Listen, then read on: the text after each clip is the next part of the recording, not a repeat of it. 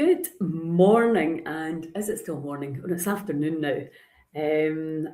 How is everybody doing? I am just removing that. I am on to talk to you about the Superhuman Protocol. So some of you will have heard about it before. This is our kind of main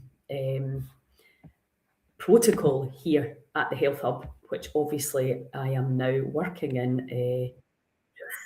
Let me just organise this. So what I'm doing is I am trying it on my own body, obviously.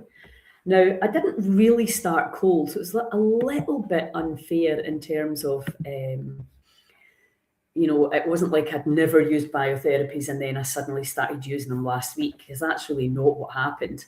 I've kind of the usual, done a little bit of this, done a little bit of that, did really the easy stuff, which is, and the kind of less time consuming stuff, which was mainly PEMF.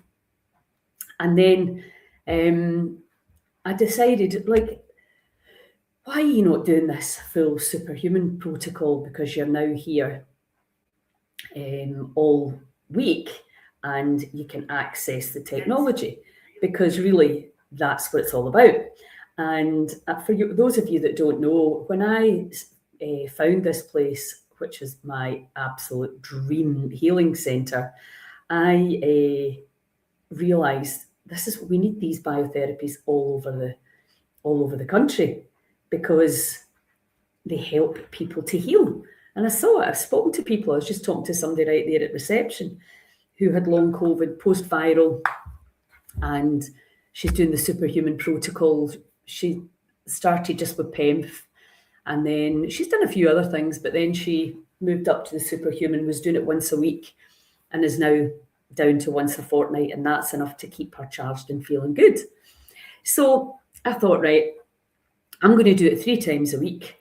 Lee, who also works here, is going to do it once a week, and I'm going to measure with my devices and see what results we can achieve over time. Now, very often, what's really interesting straight away is, right, because really last week was my first week. And normally I've got the treadmill at just over 5 kilometres an hour. And that's fine. It's a fast walk. It's definitely not a run, but it gets my pulse rate up over 100. That's all you need to do. Then my grandson went on it, and I was laughing because he's actually full-blown running on it, trying to get his pulse rate up. He's at 16, 17 kilometres an hour, trying to get his pulse rate up over 100, because obviously he's super fit. And I was like, going, right, okay, it's actually incredible how far away from that level of fitness that I have dropped. But today I went on and I had to put it up to 5.6, right, to get my pulse rate up. And I was like, well, that's interesting, because the reason I thought I would try it is I've got a little ache in my lower back, a wee twinge in my shoulder sometimes, nothing life-threatening, nothing that spoils my life. A bit tired at night. I do a lot. I'm up at 5 in the morning, so I wasn't really concerned about that either. I've had chronic fatigue before, but that's not it. That's not what's happening now. What's happening now is I'm doing a lot of stuff from very early in the morning. By 4 o'clock, I want to go to my bed. Slight exaggeration, but you know what I mean. I switch off. That's always been the way. So when I woke up on Sunday morning, I was like, I want to go for a run. I was like, now I have not thought that in 15 years. I have to say, I didn't go for a run, but I thought it. It just came into my head straight away. It'd be nice to go out and do something quite physical. Now, since the menopause, I've stopped doing cardiovascular exercise. So that was really quite a thought to have. And then today I went on and obviously I had to put the treadmill up like half a kilometre faster. I mean, really? Because I've not been using the oxygen at all until last week. And I went on 3 times, and then today. So this is something I didn't expect. A, to want to run again. Definitely didn't expect that. And as I say, I'm probably not going to be doing it. But I'll use that energy for something else. And then B, getting fitter. Because that's, again, not what I was doing it for. But clearly, I'm like, wow, how quickly my body has responded to the 15 minutes on the treadmill. I'm really quite impressed that there's still a wee bit of bounceability in this body, because sometimes it doesn't really feel like it. And what I've been doing, I'm not going to show you the measurements yet. I will show you the measurements once I've done the full month. This is only my second week, because I want to see, as you get older, your HRV goes down. Now, my HRV is below 50%, which I don't really like, but that's just normally how it works. But you can look at the hormones, you can look at how the organs are working as their flow. What I'm interested to watch, because I'm not only going to do it for 4 weeks, but I'm going to talk to you about the results that I'm starting to see. And maybe I won't see anything particularly dramatic in 4 weeks. Who knows? But I'm using the Genius Insight, which is the voice print, because I'm very interested as to how particularly the oxygen affects the microbiome, because I know that it helps with any fungus, which is something I've struggled with my whole life.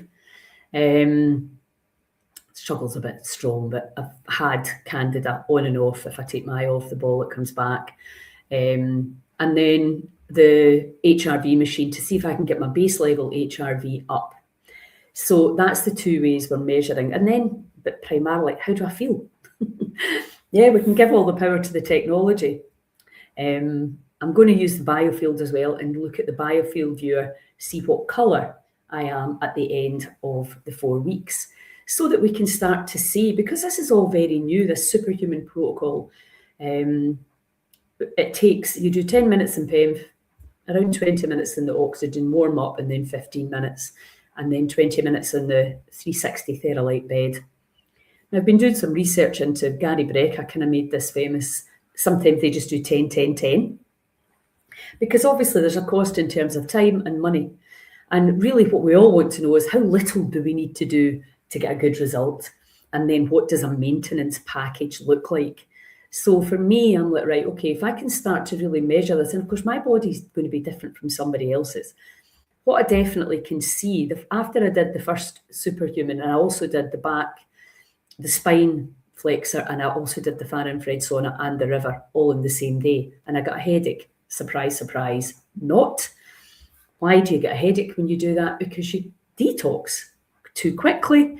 Liver can't cope, so now I'm like that. You need to pack your liver, help the body get the toxicity through. So that's, it didn't bother me getting the headache because I totally knew what it was. But obviously, if you don't understand that, what you would normally do, and for people with long COVID, you can just start gently, and chronic fatigue, because you have to see how the body responds, because it's a little bit like doing some exercise. And if you have low energy and you spend it on doing some exercise, it can make you worse before you feel better. So we have to be mindful around people that are very, very low and vulnerable. But because every single body responds differently to the biotherapies, you may have one session, and we've seen this, and people feel quite significantly better. Now, the only word I can use to describe how I was feeling over the weekend was charged, because I was.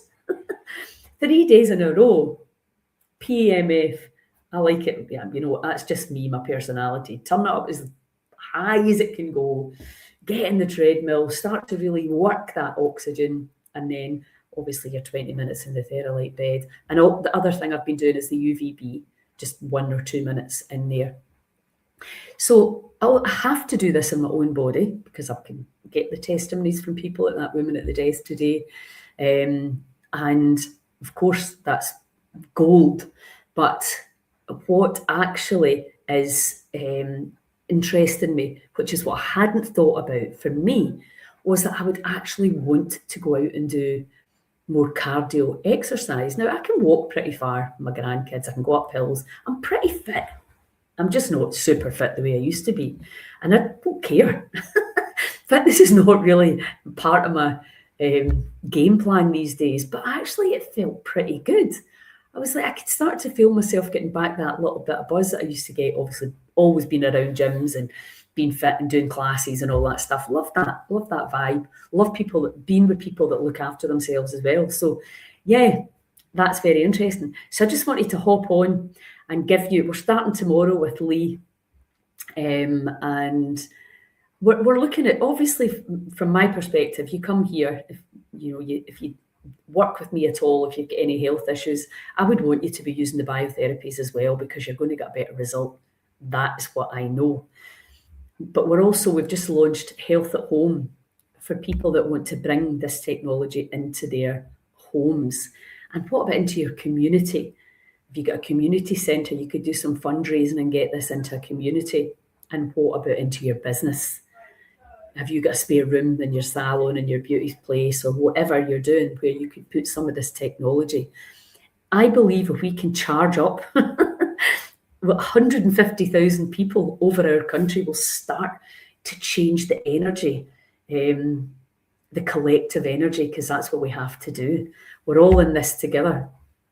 And it was interesting. Somebody was asking my son at the weekend, they used to come to our gym, what are you doing? And he said, I get fed up trying to sell health to Scottish people. And he said, and wanting them to get the results more. I wanted them to get results more than they wanted to get results. It's kind of interesting because, it's the change thing, isn't it, though? It's like, why are we not willing to change, to feel better, to feel more alive? And given, my mission to change the health trajectory around, we need to get to that critical mass of people. We're the sickest country in the UK and one of the worst in the world and in Europe. And that to me is completely unacceptable and avoidable. It's unnecessary. We don't need to be the sickest. We can make changes.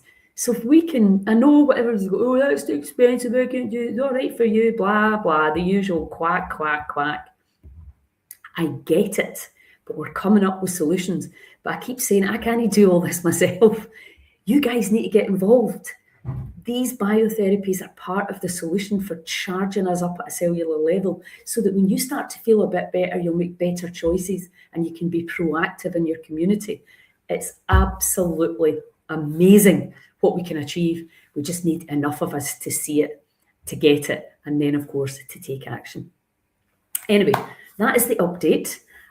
Follow me and you will hear the story. This is week 2. I just did my first protocol this morning. My HRV's looking pretty shabby. So watch this space and I'll show you exactly all the data and all the measurements and hopefully you're going to see me getting fitter and fitter and stronger and stronger. That's me. I'll talk to you all soon. Watch this space.